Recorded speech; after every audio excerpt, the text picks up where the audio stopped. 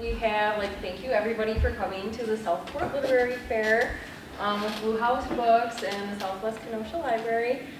So this panel is very largely about memoirs. So it's being vulnerable on paper, crafting memoirs for all the world to read.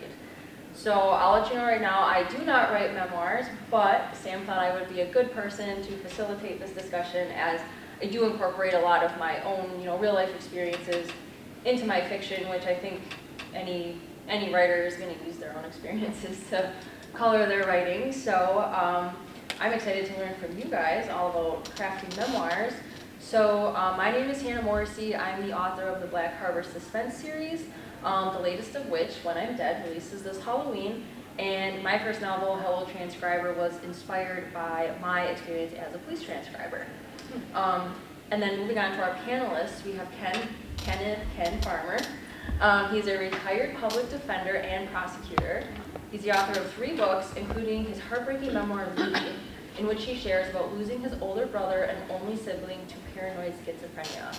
He is also an avid public speaker on mental health topics. This is such a great month, too, with being mental health, September theme, so I'm very glad that you're here and open to sharing your experiences. I was reading about your memoir. It's definitely something I'd love to read.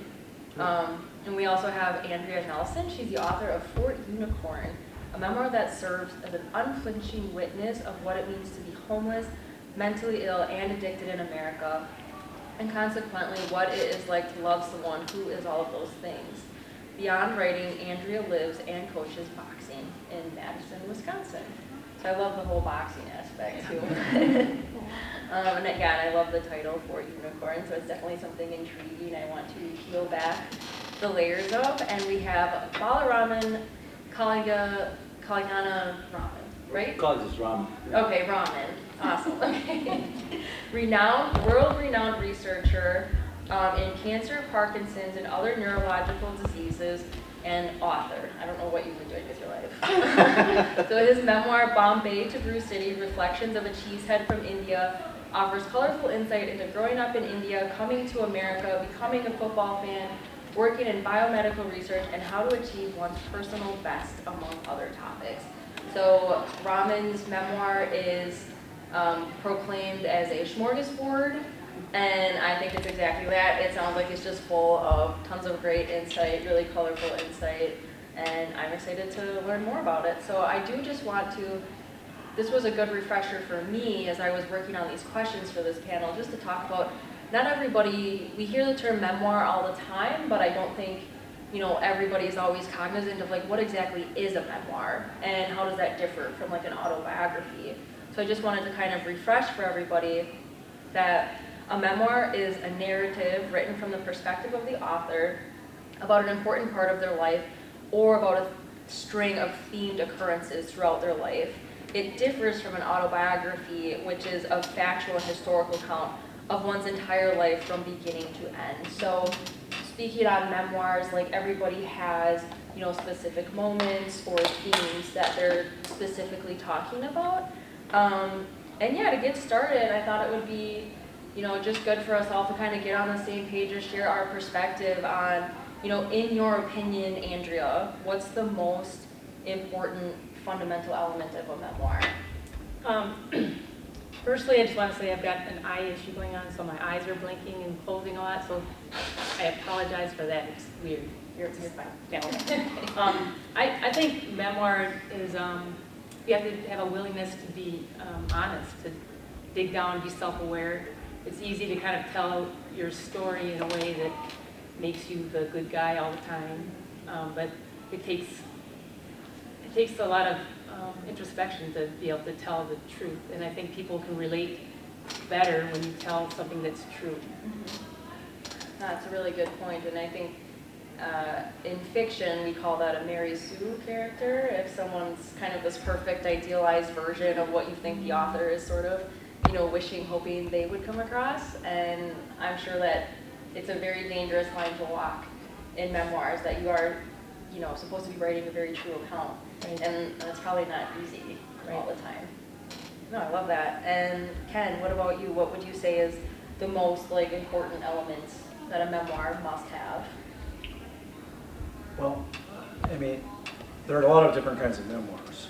You know, there are memoirs that almost approach being an autobiography because they're long, but they deal with a certain subject. And there's some that are about other people, either experience a very narrow range of time. And so it just depends, I think, a lot of what you're trying to accomplish, what kind of memoir you're dealing with. In my case, the most important thing is just the emotional component of it. To be able to show what that's like.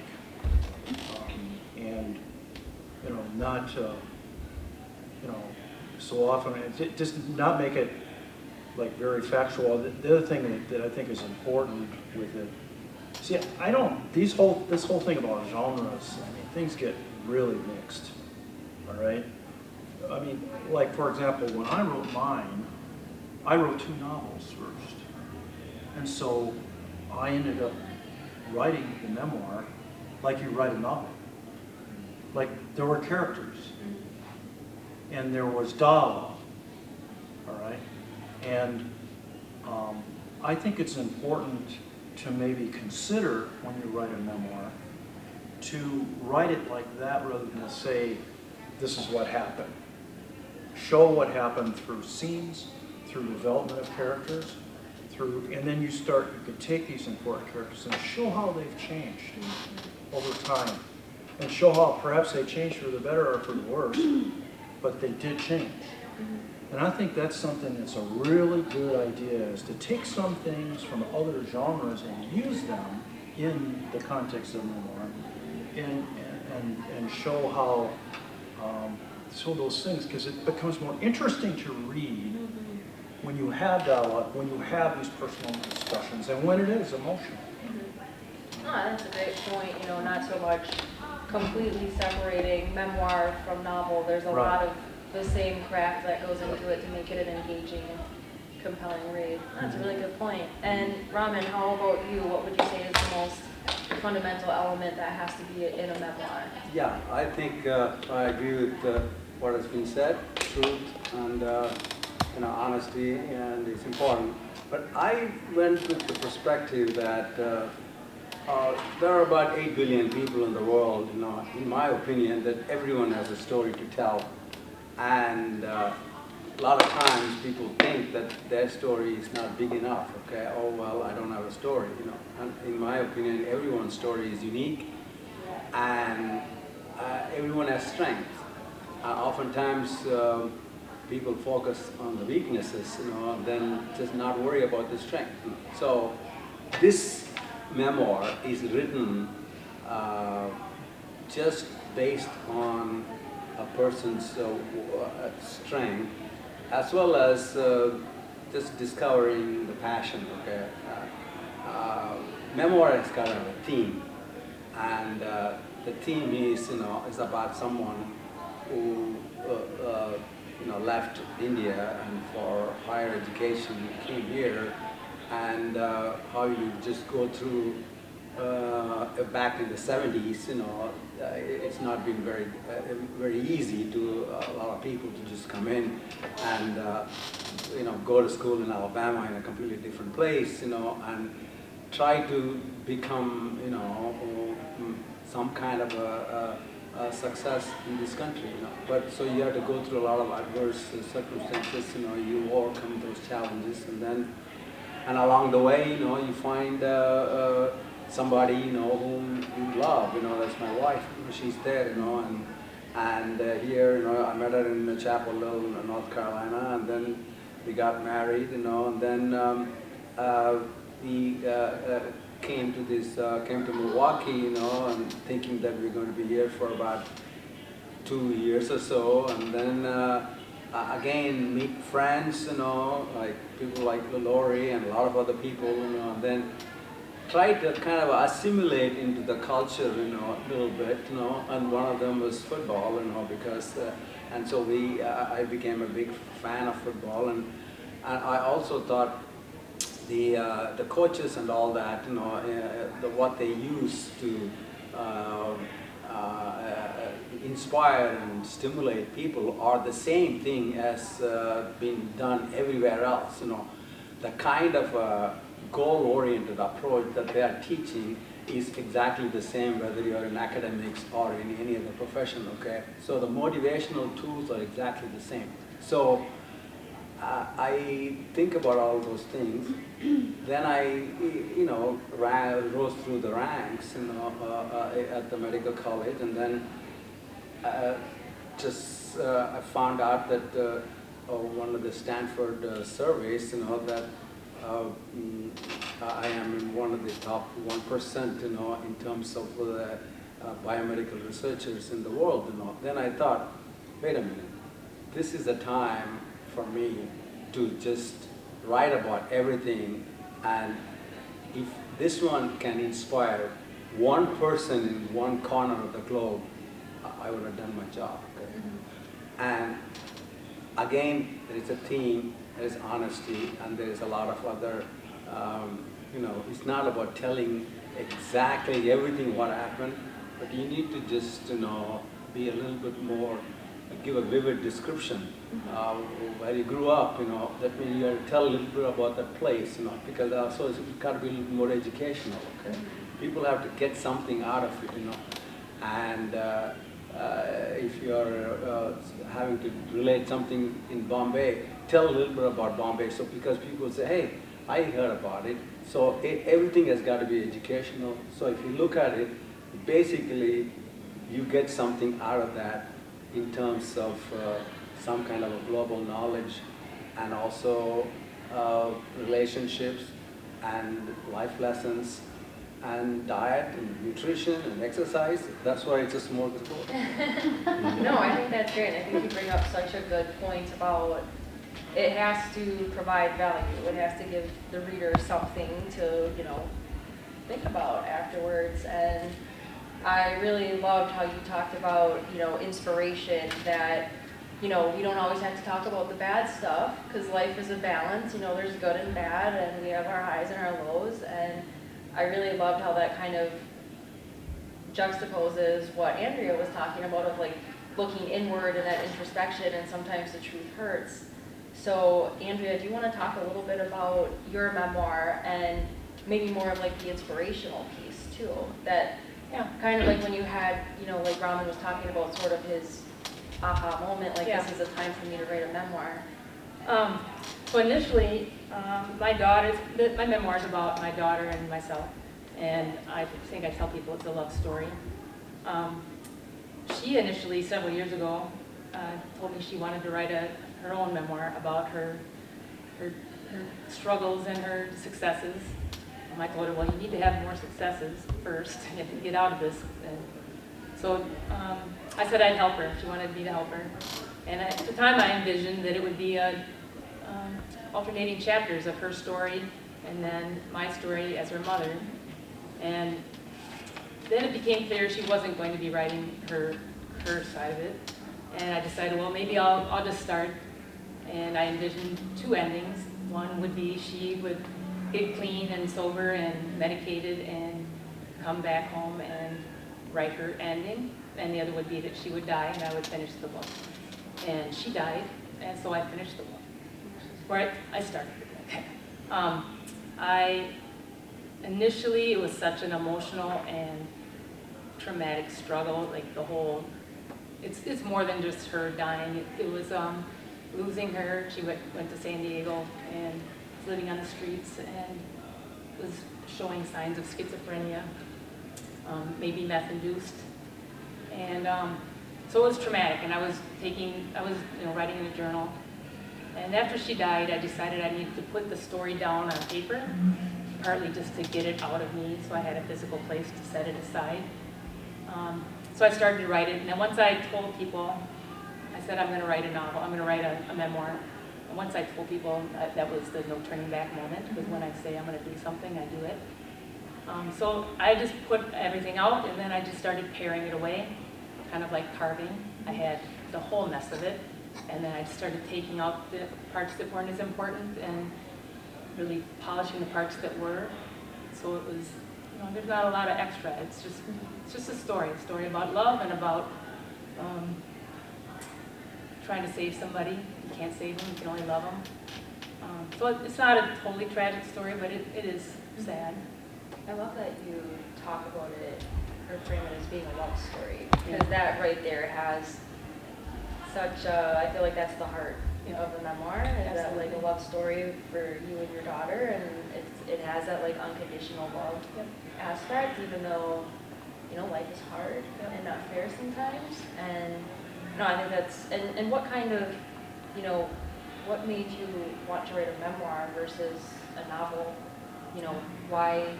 Well, my mother's a writer. My dad wrote a book, a textbook.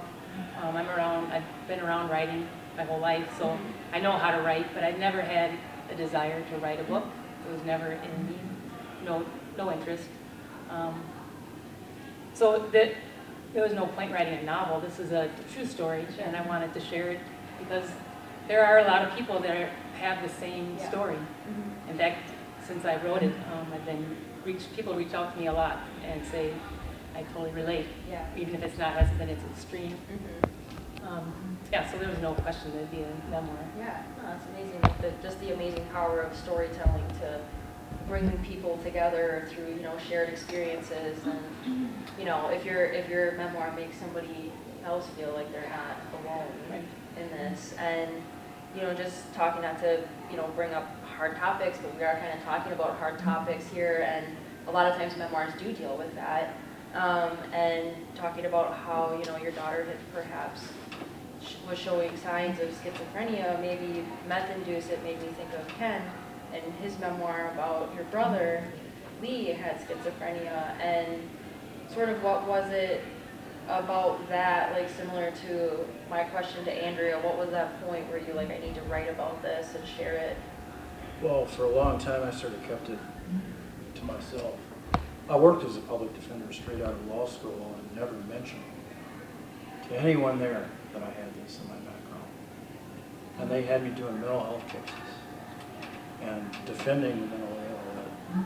And then as a prosecutor, the same thing. I prosecuted the cases, and I never told anyone. And so when I retired, well, actually, the guy that was my public defender, my boss as a public defender, was in the Louisville office for 40 years before he retired. He did a lot of mental defenses for major homicides and everything else. And I was talking to him, and I mentioned that I was going to write a sequel to my novel, which was about the criminal justice system in Louisville. He says, don't do that. He says, he had me talk about my experiences with mental illness because he was learning it for the first time. How come you didn't talk about it? I said, I just didn't want to get into it. He goes, why don't you write a memoir about schizophrenia? Because he had dealt with this. My brother was very violent and very confrontational and everything. He was capable of doing the same things that his client did. And we stopped it before it happened with the commitment receipt. My brother had purchased a gun and a shotgun, and they let him do it. And I had to get the shells away from him, and then we committed him. But he inspired me, my first boss, to do it. And I said, no way, I'm not writing that. Because my mother was opposed to it. My mother was dead, but I said, who knows, maybe someday I'll see her again. And I don't want her, I just don't know if I can handle that, you know, with my mother. And he says, well, no, and he convinced me that it would be better to do it so that if people can see other people talking about this kind of thing, that will help with the stigma surrounding it. And he gave me some help. He says, I'll help you give talks at different places. This is a good story. And so I decided to do it, even though I didn't want to, because he inspired me to do so. He said, look, I was so afraid to make my family look bad, because there were so many bad things that they did in response to this. And I just didn't want to make them look. He said, and I told the story, and he says, this doesn't make your family look bad. You know, it's something that's just really difficult. unimaginably different. So, I think too, that's a good point about giving credit to your readers, where if a reader is empathetic and understands that like maybe they have experienced, you know, having somebody with schizophrenia in their life, or if they just at least have the capacity to understand that they can't understand what that's like, you know, people aren't going to look at your family and be like, oh my gosh, what horrible people. right. But it's a relief and it's a fear, you know, I'm Right. sure in writing it that you know, you don't want to demonize people No. who you love, especially. And actually that was I'm glad that you talked about that, because that was a question that I had, and I'll start with Raman, but, you know, because memoirs are about your real life, how do you broach the subject with friends or family members who might be included in your memoir? Yeah, well, that's not, Ken, that was a touching story, okay? What I'm going to tell you is not that touching, because this has been brewing in my mind for a while, you know, but it was not brewing as a brew city, but it was Bombay to Bama, okay, because I went to school in Bama. And many years ago, you have to talk to other people. Hey, this is what I'm planning to do. So tell other people. One of the person I told was my brother-in-law, Bombay to Bama. He loved it. He goes, oh my God, okay.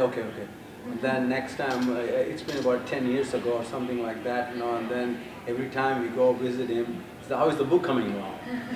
And then he goes, how is the book coming along? You know, there are sometimes, you know, I told my wife, you know, you go by yourself. I don't want to go there because you're going to ask me about the book, okay? So it's always a good thing, you know, when you want to write a memoir, you tell other people, because somebody is going to be telling you, what are you doing about that? What are you doing about that? So the spark you're talking about, all these things, it came from my brother-in-law. I said, when are you going to do that? Okay, so. And then once I decided that I was going to do that, you know, then yes, friends and family thing, you know, and the biggest family there was, you know, here, you know, my wife and my kids, and with respect to, you know, people in India and you can use the first name, you know, and it just like as long as you're respectful and not revealing anybody's privacy and secrets and all that, you know, everything's fine. Okay, that's important to know. And I passed it by, you know, Lillian and folks, you know, they look at it, they make changes, they come back to you. So that's very important to know. Yeah. I mean, what the people suggesting changes and doing it, that's very important. You don't just write a memoir and then just say immediately go to the publishers. You know, you just write a memoir and then give it to other folks and then sit on it, you know, and go back and look at it, you know, and think, you know, well, you know, maybe it can be changed, you know. Ultimately, a memoir should just reflect, you know, your vision and your voice, you know, and the other people will let you know whether it was your vision or voice, you know, because they can easily see whether that is all true, okay?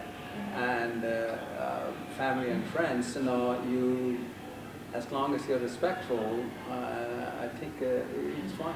Okay? And I think it's an important differentiation between memoirs versus novels, which I haven't considered before, but I think there is that extra step where you do, to be courteous and respectful and responsible, run it by the people who may be mentioned in the memoir to kind of get their blessing on it, whereas novels, you're like, oh, that bad character wasn't about you. Like clearly you have a different name and red hair. And how was that for you, Andrea? Like, I'm sure there were more characters in the book, but there were 3 people specifically that I had to mention. Well, I have my parents too. Oh, sure. And so the parts that I mentioned those people in, I sent it to them and said, this is what I'm going to say about you, and it's their first name. Anyone who knows their family would know it, that was them. And in general, nobody had an issue. Okay. I really made a very conscious point not to really include anybody else's Right. feelings or thoughts, or because it wasn't about anybody else. Who, Right. who am I to say? And it's coming from your perspective, so, Yeah. you know, how would you Right. know? So there were Your thoughts? one person who was in it died already, and Mhm. a couple other people were homeless, so they're never going to read it probably. So I think you mentioned you like literally took the words right off my page, like the no turning back moment. yeah. And, you know, which was once you decided that you were gonna do this and you told people, I'm going to write a memoir, that was no turning back. And like, was that similar for you, Ken? Like, what was kind of that, well, because so many people, especially like as writers, we tend to hang out with other writers, or, you know, people who love the idea of writing, and so many people say, I'm gonna write a memoir one day. So how did you, you know, make that happen? Like, what was your no turning back point where you started and you're like, okay, I'm in this and I'm gonna finish this? Well, actually, it was, I think I already talked about that conversation with my ex-boss, and I never let him down on anything. I tried capital cases for him, I did a lot of things. And so, once he got me to do it, I was all in. But I think, though, as time went on, I became more and more immersed in it, and that convinced me I did the right thing. There was, you know, you make a certain amount of commitment of time to something. And in my case, I used several editors to give feedback, and I would advise that to anyone. But once you have like so much of a commitment of time, money, and everything else, it costs money to hire editors. You know, you're not going to turn back, you know, but I think the moment that he convinced me to do this was when I was all in. But then I became more and more committed to the project, to the point where I didn't want to ever abandon it. Even when I mean, let's just face it, you send something off to prospective publishers, and there's rejection. Oh, yeah. Rejection after rejection after rejection. There were moments when I just said, to hell with this. I'm not going to do this. I'm not what they want. They don't care, you know. And I was able to overcome that and say, look, you know, this happens to everybody. You know, the bottom line is they're not cutting you or your story down. Right. They have to make money off of it. They're all about making money. And you're not. You're there to tell a story, you know? And so I finally was convinced, after I received all those rejections, you know, that my story was just as important to hear for people. Whether some publisher, you know, cared for it or not. And it's hard, like, I mean, you know, rejections hurt. And it's hard, I think, especially to not take it personally when it's a personal story. Yeah. But yeah. Well said. Thank you. And yeah, for Raman, what was that moment for you? Like, I know you said your brother-in-law really pushed you. Yeah. And that made you be like, okay, I'm in this, like, for sure, I have to finish this. Was there more than that? Or? Well, it's more than that, and in that, you know, see, I've been in this business of writing and publishing papers, you know, so I was not averse to rejection, you know, I was not related by success either at that time, because we know that if I am successful, that it will be followed by a rejection, okay? So this is part and parcel of the game, so I didn't worry about that. What I worried about that was I need to have some editors, you know, and I have very good editors, you know, including my wife, you know.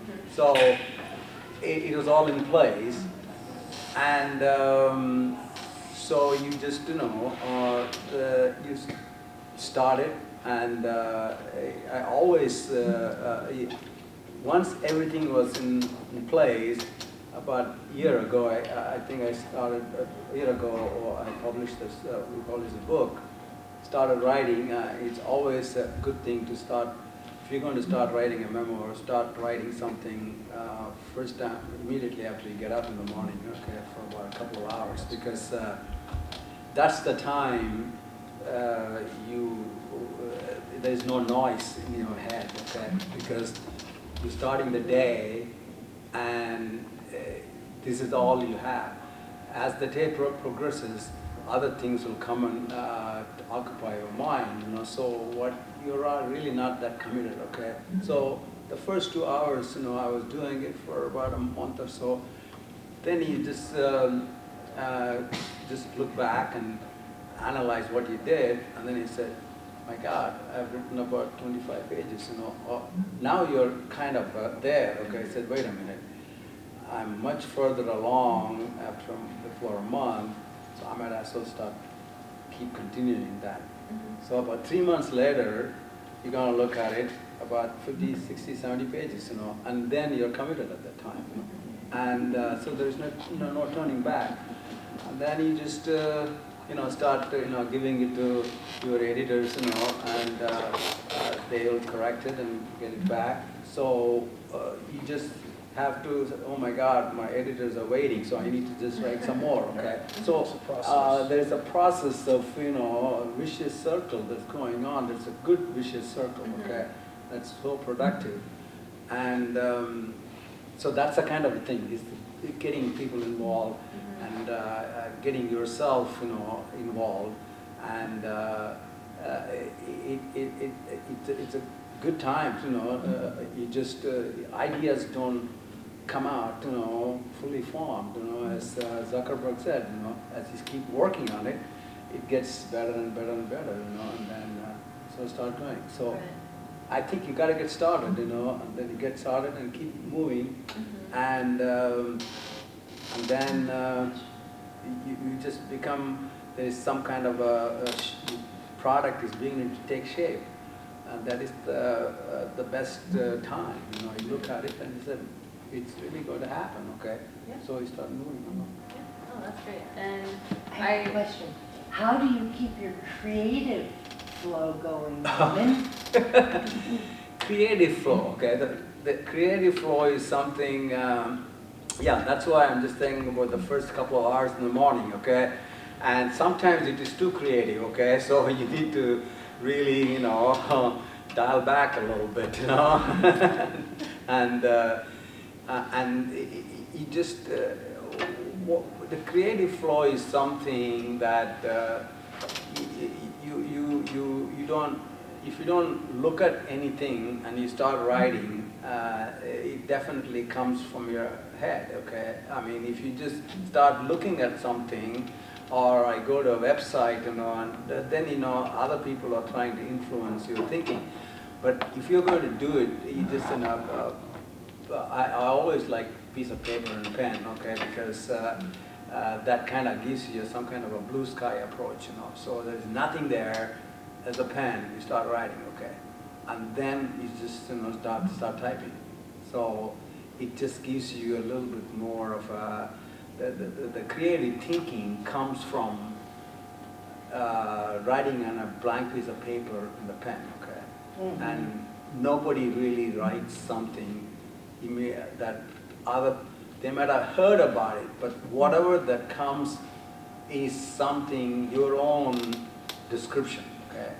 That is, you know, that's changed a little bit. You know, somebody, you might be quoting somebody, but it is not quite the same because you don't have such a graphic memory, remembering everything, but you will just give your own twist, okay?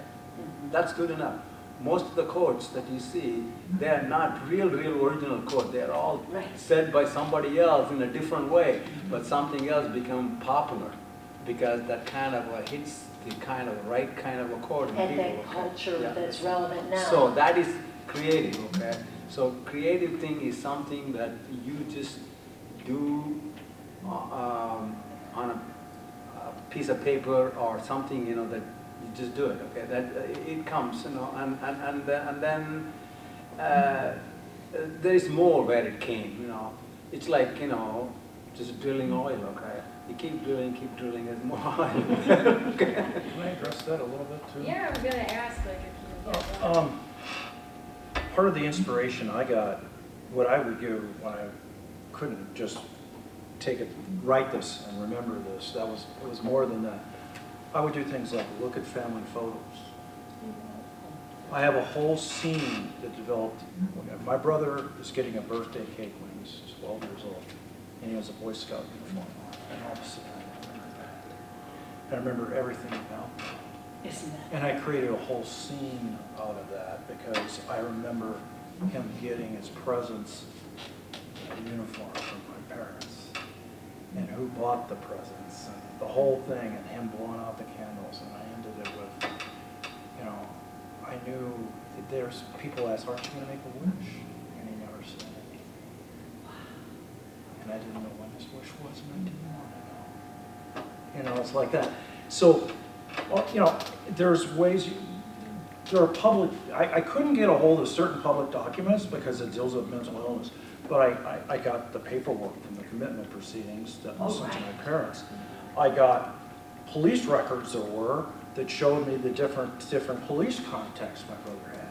I was able to date them. So I looked at documents, and so going back to the issue of what inspired me was to see those things, because then it inspired my memory, and then I could write, and then organized it. I did it over a timeline, but, and I was looking at records that had sometimes nothing to do with the subject, but enabled me to put a timeline on it. Like I was spent hours trying to find a building permit. What does that have to do with schizophrenia? It doesn't. What it had to do with was the time in which my parents built a separate house for my brother so they could keep him in it and watch him and not have to be beaten by him. Right. So Wow. that whole You did a lot of story, research. so I wanted to know when the hell that was. Yeah. And the building permit tells me when it was. That's brilliant, right? Yeah. And I'll bet she has stories like this as well. Sure. I'd say, yeah, Andrea, I really like that, just talking about bringing out a photograph, and that sparks all of these memories, of real events that happened. And did you have a similar kind of tactic, Andrea? I did. So like I said, I'd had journal entries from the last 5 years that were, going out to San Diego and trying to find her and stuff. So Your own journal? yeah, referenced my journals, and she and I wrote to each other all the time. I had text messages from her. I saved all the text chains and the Facebook messaging Oh, chains. yeah. And photos. When she died, I hung photos from the trees in our yard, so I had all these photos that were sparking memory. And I did want to ask just like one more kind of, he's calling me. Just wanted to ask like one kind of question. We can jump into more audience questions too, but especially like Ken and Andrea, like dealing, both of your memoirs deal with someone who is, deeply affected by mental illness, and going back to around one of the first comments that Andrea made about, a memoir requires a lot of introspection. Did the writing of this memoir change your perspective or help in any way? I think I said initially when she died, I spent that whole next year writing, and I would spend all day. My husband would go to work, and I'd get my coffee and sit at my computer, and then he'd come home from work at 5, and I'd, shit. Pretty much a whole week for a year I did that, except when I was working. And I forgot the question. Oh, just about like through the writing about. Oh, right. And so I said initially that it was cathartic. I don't know, if you've lost a child, it's one of those things that I don't know if cathartic is the word, because it doesn't ever go away, but it was helpful, like I said, to get it out of me and put it in a physical place to set it aside. But yes, having to like really try to delve into where she was in her mind, and just going back through the letters and watching how she was just kind of spiraling downward, and then sitting on it for so long, it did give me different perspectives. It made me wonder sometimes why didn't I do this, or why didn't I do that? I'd have to ask my husband, like, what was going on? Why didn't I react differently? But he got to remind me, well, because it was really hard. Right, it's different when you're in it. It's so different. Yeah. So yeah, it gave me different perspective. Yeah. And Ken, similar, like, did you develop a higher understanding of maybe what your brother was experiencing, or? Yeah, I think I did. One of the things that happened to me, and I guess this depends on what you're writing a memoir about. If you're writing something about really, really difficult, emotionally, it's a little different, and I know that you've had to deal with that too. I kind of got into a real mode of like, why did I do that? I should have done this, and it wasn't just about my brother. It was about everything that happened in my life, because I got in this sort of remembering mode. Right. And I go back, well, when I was 9 years old, I did this, or when I was 13 years old. I mean, I literally did that kind of thing, and I didn't know how to forgive myself, And I think, and I'm still working on that. It's not something easy. Big part of your journey Big part of your this journey lifetime. is to forgive yourself, for what you've done. You did the best you could, and yeah, kids make mistakes, people make mistakes, so I'm working on that. But it's helped me to do that. Yeah, no, I like that point about it. It is like a very never-ending journey. I think that introspection, and yeah, I would love, I think this has been a great discussion. You guys have been completely wonderful. And does anybody have any burning questions they would like to ask our authors? Well, of all three of you, who wants to continue writing because you found this to be something that, for many reasons, is offering value into your life in a way that you hadn't received it before? And particularly, Andrea, what? I've been asked that. I did. People said, well, you should write again. I mean, I did such a good job the first time, but I still journal sometimes. I just don't have energy really to do much right now.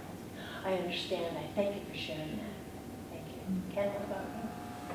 Oh boy, I wrote 2 novels. I might still write that. I got half of a sequel done of the other novel that I stopped to do this. And now that I've done this, I just don't know if I can do it. This is sort of like compared to the novels, this is so much more personal. And I just don't know that I can, maybe I'm better off just stopping on something like that. I don't know.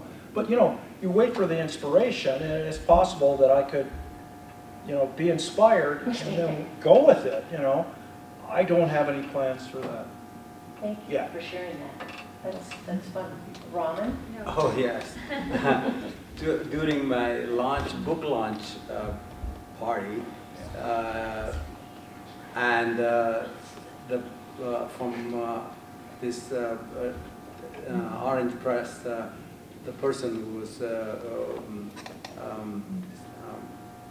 the master of whatever ceremony, he asked afterwards, are you going to write a book?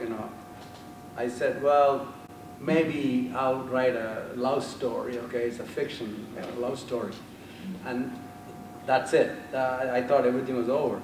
Then after some time, somebody else, saying, hey, how is a love story coming along? Then someone else, she told somebody else, and somebody else told my wife, that I'm writing a love story, okay? And she's just telling me, no, I did not know that you were writing a love story. So that's where the situation is. That's great. I think we are out of time, but I just want to thank all of our authors. Robin, Ken, Andrea, you guys have been wonderful. Thank you for sharing your stories and your experiences. Thank you.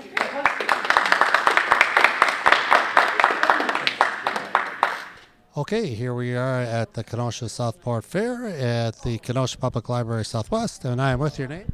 Hannah Morrissey. Hannah, great event today. Let's talk about this workshop. What went on with this panel discussion? Sure. So this panel discussion was with 3 authors who have written memoirs. So it was about being vulnerable and being honest and telling your story on the page. In fact, those who don't know, what is a memoir? Sure. So a memoir is it's a factual account of things that have happened in somebody's life. But there's always a theme that ties it together, or it's about like a specific moment in somebody's life. Converse to an autobiography, which is just much broader. Have you written a memoir? I have not written a memoir. However, they thought I would be good to moderate this panel because I do incorporate a lot of my own experiences in my fiction. Let's talk about your work. So you write fiction? Yeah, so I write mysteries, crime fiction, thrillers. I have 2 out right now with Minotaur Books. Hello Transcriber is very much inspired by my experience as a police transcriber. And that's like a mystery suspense novel. The second book, The Widowmaker, came out last December. And then the third one is called When I'm Dead, which will be out on Halloween. We're doing a huge event with Blue House Books, so. And what inspired you to start being an author? I've always wanted to be a writer. I went to school for writing, so it's something I've always known that I wanted to do. But then especially once I started working as a police transcriber, I really started looking into like thrillers and crime fiction, and there's no turning back now. Just one of the topics today. As far as if people want to see more of your work, do you have like a website or social media? Yeah, I'm very active on Instagram. Hannah Morrissey Writer is my handle. I'm also on Facebook, Hannah Morrissey Author, and I have a website, hannahmorrissey.com, so it's pretty easy to remember. Well, Hannah, thank you so much for coming out to this event today. It's been a great event. Thanks so much for talking with us today.